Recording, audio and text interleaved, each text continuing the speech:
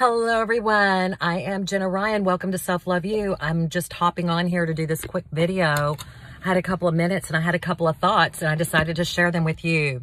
Okay, so today I want to talk to you about what makes a valuable person. What makes someone valuable? You know, our society and our narcissistic culture would tell us that the value of a person is in how they look, how much money they have, their social status, and all of these external, superficial qualities.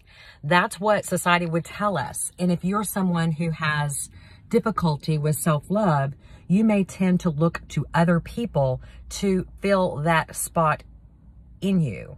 External validation. You may look to other people to gain validation because you have an external locus of control. Since you don't have the self-love within, what you do is try to gain it, get love by seeking it externally, by having someone with the external things that you're looking for.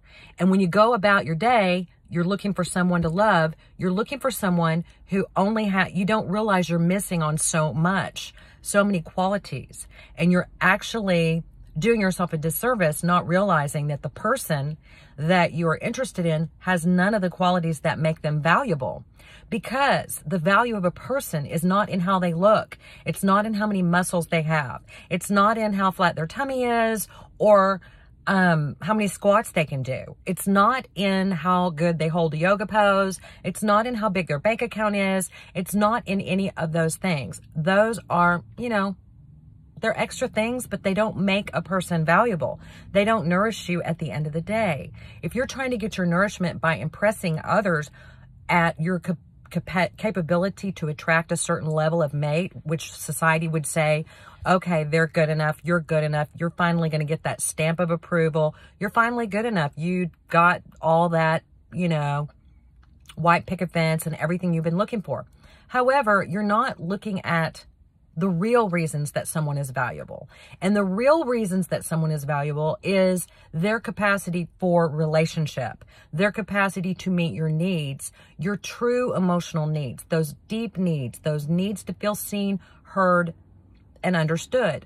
The need to be able to talk and speak and be who you are and be authentic and bounce your authentic self off of another person with their authentic self, which is intimacy. That is value. Someone who can give and take, someone who can listen to you, someone who doesn't need their needs, doesn't have so many unmet personal needs that they can't see you or hear you, someone who allows you to be who you are and doesn't try to rigidly fit you into their conforming requirements, someone who's just free, and someone who can do eye contact, can look you in the eye, someone who can be vulnerable, this is a valuable person, and they're not that easy to find. So when you find someone who has the qualities of humanity that is capable of maintaining a healthy relationship, start paying attention.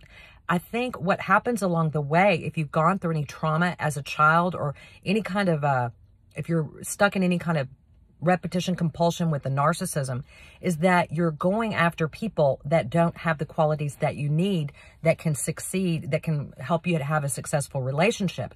You're passing up a lot of people that would love to be with you, but you're not noticing them because you are so hung up on proving yourself to the world, so hung up on looking for someone who, looks like GQ model, or someone who is going to validate you and substantiate you.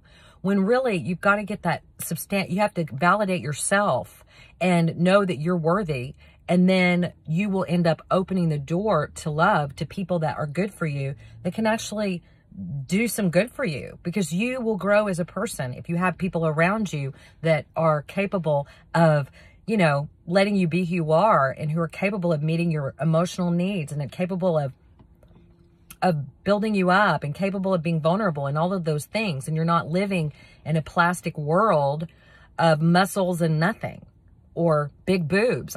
Some people think the girl with the big boobs and, she's a real taker. A lot of guys like that taker type that, she's just, that way he can feel needed. And so, once you realize that there are so many girls out there that are sweet and kind and ready for love, that you'll begin to see those girls in a better light and start to value a girl who has, you know, she might not have big boobs, but she has a good heart. She has good eye contact. She responds to you.